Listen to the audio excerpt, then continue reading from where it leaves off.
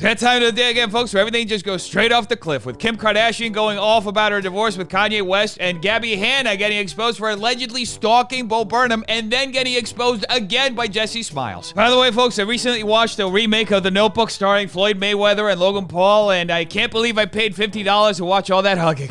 Irrelevant news.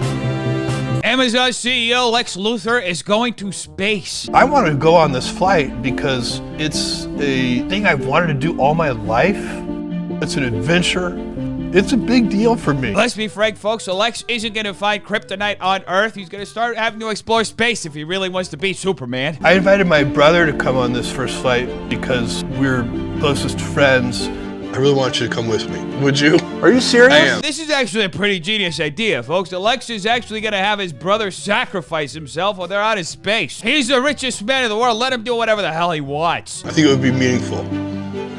Have my brother there. I wasn't even expecting him to say that he was going to be on the first flight. And then when he asked me to go along, I was just awestruck. Better watch your back, Superman. There's a billionaire coming for your head, and you're not in Kansas anymore. Anyway, folks, Kim Kardashian opened up about her divorce with Kanye West. How are you and Kanye doing? There's no fighting. Like now, it's like all calm. Right. So I just roll with it.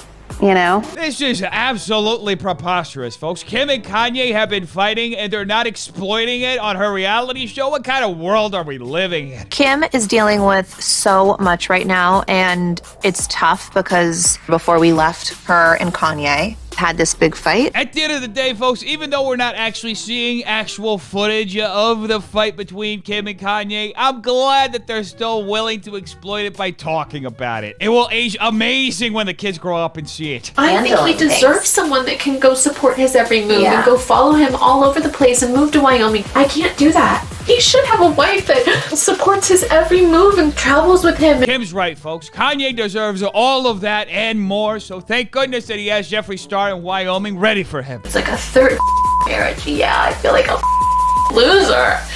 But I can't even think about that. Like, I want to be happy. On the positive side, folks, Kim Kardashian is merely one divorce away from 4 divorces, which means that she'll be halfway to Elizabeth Taylor's record-breaking 8 divorces, making Kim the most divorced person in Hollywood. A worthy pursuit if I've ever seen one. And speaking of losing brain cells, Logan Paul lost quite a few at the Mayweather fight. Yo, I'm seeing this narrative going around that there's one part in the fight where Floyd punched me and I kind of like leaned on him a little bit and it looks like I kind of went limp.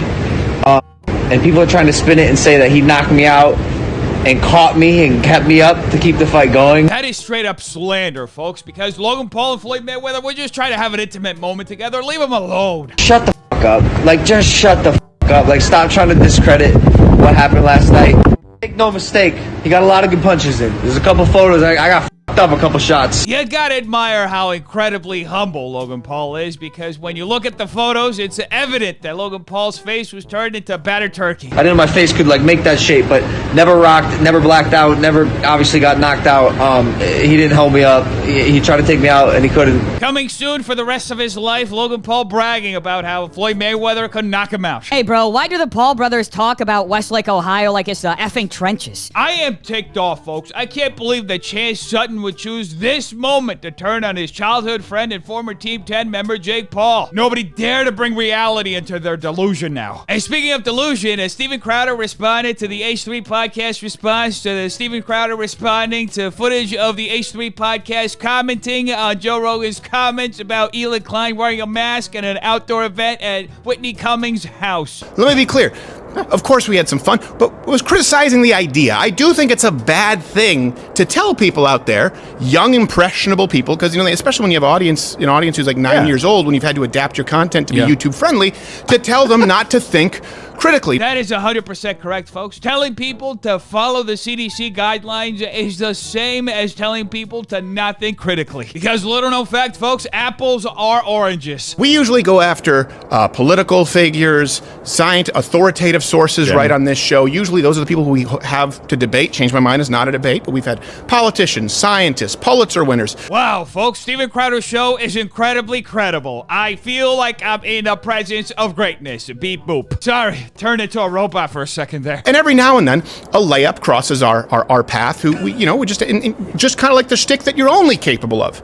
H3, right? That's the only thing you can do is do the YouTube drama. Folks, that put down from Steven is going to make Ethan feel awful for a couple of seconds until he checks his bank account. I'm going to assume that you didn't blatantly lie in some of the things that you said, that you're just really lazy or incapable of your due diligence. So you said we'll get to a female booker reached out to you for the show. Hey, Gerald, have I ever had a female booker? That's a no. That is 100% true, folks. Why the hell would Steven Crowder actually hire somebody who's not a white male for his show? And that was something totally unrelated. Gabbie Hanna was recently exposed for allegedly stalking Bo Burnham. Just watched the new Bo Burnham special, and I can't stop thinking about how Gabbie Hanna stalked Bo Burnham when she was in college. She made a storytime video about it. It's still on her channel, called My Embarrassing Secrets. Basically, she lied to all of her friends when she was in college and said that she was dating Bo Burnham. This is so ridiculous, folks. TikTokers nowadays are doing anything for clout. They'll literally just make up an entire story with no evidence about how Gabbie Hanna went out and faked dating Bo Burnham. I doubt that any of this happened, and I don't care what kind of evidence anybody may have to prove it. She even created a fake Bo Burnham Facebook profile and set it so that they were dating with a fake profile picture that she photoshopped. She would use the account to like her pictures, and people actually thought that they were dating. You know what, folks? I bet that one of Gabbie's haters used a DeLorean to go back into the past so that they could frame Gabbie for allegedly creating this Facebook account and make her look bad in the future. There's no other more reasonable explanation for this.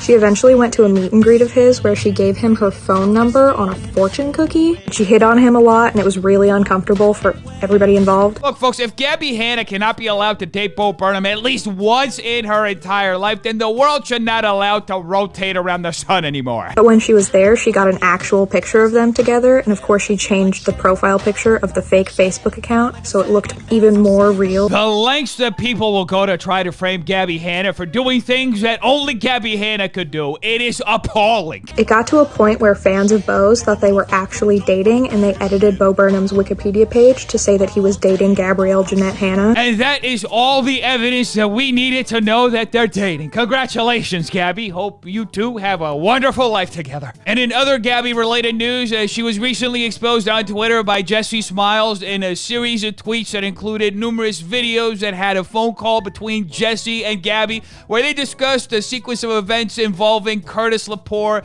and that entire situation. Unfortunately, because of the nature of the content, I cannot share it on this platform. However, I will place a link to it in the description, and let's look at one very specific thing that Gabbie said in the tape. I want a public statement and apology saying I should have never done this. It was inappropriate to share private conversations publicly. That is the way that I will stop talking about this and literally drop it. Hey, good for Gabbie for allegedly trying to blackmail somebody into apologizing to her publicly after Gabbie sat down with a person who essayed Jessi Smiles and had a conversation about the whole situation, and then later on showed support for Curtis by liking a tweet that was supportive of Curtis. At the end of the day, folks, it's not over for Gabbie, because everybody knows that as long as you're on the internet, there's one solution for getting caught in a lie, and that's to lie some more. I mean, just ask this guy. He's a master at it.